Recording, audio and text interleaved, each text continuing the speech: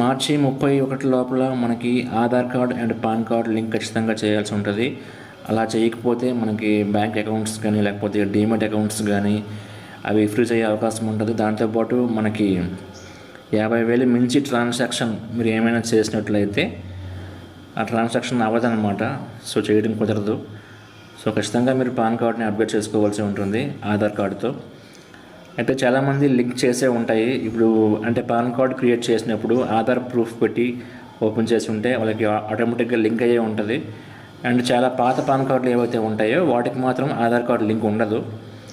ఆ తర్వాత కొత్తగా వచ్చిన పాన్ కార్డులని ఆధార్ కార్డ్ ప్రూఫ్ మీద ఇచ్చారు కాబట్టి సో ఆటోమేటిక్గా లింక్ అయి ఉంటాయి, నో ప్రాబ్లం. సో ముందు నుండి ఎవరికైతే పాన్ కార్డు ఉంటుందో ఆధార్ కార్డు లేనప్పటి నుంచి అలాంటి వాళ్ళు కొంతమంది మిస్ అయ్యే అవకాశం ఉంటుంది. సో వాళ్ళు ఖచ్చితంగా అవి లింక్ చేసుకోవాల్సి ఉంటుంది. అండ్ ఒకవేళ లింక్ అయ్యింది లేనిది తెలుసుకోవాలంటే ఏ విధంగా ఇప్పుడు చూద్దాం. ఓకే, దీనికోసం మీరు మీ మొబైల్లో కానీ ల్యాప్టాప్లో కానీ ఏదైనా ఒక బ్రౌజర్ని ఓపెన్ చేసుకోండి. సో ఇక్కడ నేను క్రోమ్ బ్రౌజర్ని ఓపెన్ చేస్తాను. దానిలో మీరు incometax.gov.in అని టైప్ చేయండి. ఇదేండి ఫస్ట్ ఉంది incometax.gov.in. ఈ సైట్ని మీరు ఓపెన్ చేస్తారు. ఓపెన్ చేయగానే మీకు ఫస్ట్ స్క్రీన్లోనే మీకు link your pan with Aadhaar అని ఉంటుంది. సో అక్కడ ట్యాప్ చేసి మీరు లింక్ చేసుకోవచ్చు. మీ యొక్క Aadhaar number and pan number and OTP enter చేసి మీరు లింక్ చేసుకోవచ్చు. అయితే మీకు ఇది ఖచ్చితంగా దీంట్లో ఒక చిన్న మైనస్ ఏంటి అంటే ఎగ్జాక్ట్లీ మీకు ఆధార్ కార్డులో అండ్ పాన్ కార్డులో name, date of birth exactly same ఉండాలి. అవి సేమ్ లేకపోతే లింక్ అవ్వదు. ఒకవేళ లింక్ అవ్వకపోతే మీరు అప్పుడు ఏం చేయాల్సి ఉంటుంది అంటే మీ ఆధార్ కార్డులో కానీ పాన్ కార్డులో కానీ నేమ్ చేంజ్ చేసుకోవాలి. ఓకే, అయితే మనకి ఇప్పుడు లాస్ట్ ఇయర్ మార్చి 31 నుండి రూల్స్ మారాయి అన్నమాట. ఇంకా ఎవరైనా లింక్ చేసుకోకపోతే వాళ్ళు ₹1000 పేమెంట్ పే చేసి వాళ్ళు లింక్ చేసుకోవాల్సి ఉంటుంది అనమాట. అదే ఇక్కడ చూపించారు. సో ఆ పేమెంట్ కూడా మీరు ఏ విధంగా చేయాలంటే మీరు ఇదే సైట్లోనే హోమ్ పేజ్కి వెళ్తే ఇక్కడ మీకు కొంచెం కిందకి వెళ్తే ఇక్కడ మీకు కొన్ని ఆప్షన్స్ కనిపిస్తాయి అన్నమాట. క్విక్ లింక్స్ అని చెప్పి ఉంటాయి. సో ఈ క్విక్ లింక్స్లో మీరు ఈ పే ట్యాక్స్ అని ఉంటుంది. ఓకే, ఈ పే ట్యాక్స్ దానిపైన క్లిక్ చేసి మీరు సింపుల్గా మీ యొక్క PAN card number and second time కూడా PAN card number and phone number enter చేసి కంటిన్యూ పైన ప్రెస్ చేస్తారు. అంటే ఓటీపీ వస్తుంది. ఓటీపీ వచ్చిన తర్వాత మీ ఆధార్ కార్డ్ నెంబర్ ఎంటర్ చేస్తారు.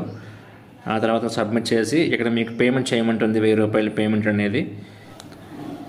ఆ పేమెంట్ మీరు net banking and debit card, credit card ఏదైనా ఉపయోగించి పే చేయగలరు. ప్రస్తుతానికైతే యూపీఐ పేమెంట్ సపోర్ట్ చేయట్లేదు వాళ్ళు.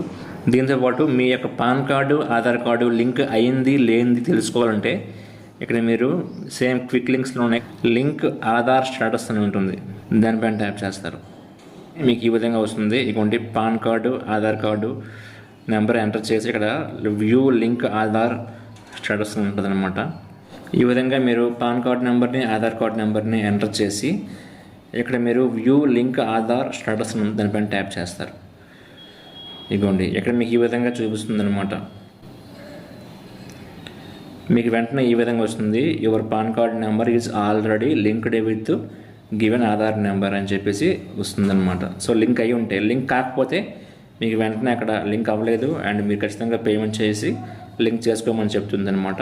సో ఈ విధంగా మీరు లింకింగ్ స్టేటస్ కానీ లేకపోతే లింక్ చేయాలన్నా లేకపోతే ₹1000 పెనాల్టీ పేమెంట్ చేయాలన్నా ఏది చేయాలన్నా మనకి ఒకటే వెబ్సైట్ మీకు తెలుసు కదా, అదేంటి అంటే incometax.gov.in.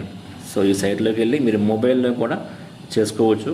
సో చేసుకోండి. ఎవరైనా మీ ఫ్యామిలీ మెంబర్స్ ఎవరైనా ఇంకా చేయలేదేమో చెక్ చేసుకోండి. మీ ఇంట్లో ఉండే వాళ్ళ ఆధార్ నెంబర్స్, పాన్ నెంబర్స్ ఈ సైట్లోకి వెళ్ళి ఇక్కడ లింక్ ఆధార్ స్టేటస్ పైన క్లిక్ చేసి మీరు మీ యొక్క లింకింగ్ స్టేటస్ని తెలుసుకోవచ్చు అనమాట. సో ఇక్కడికి అయితే thank you very much. Thank you.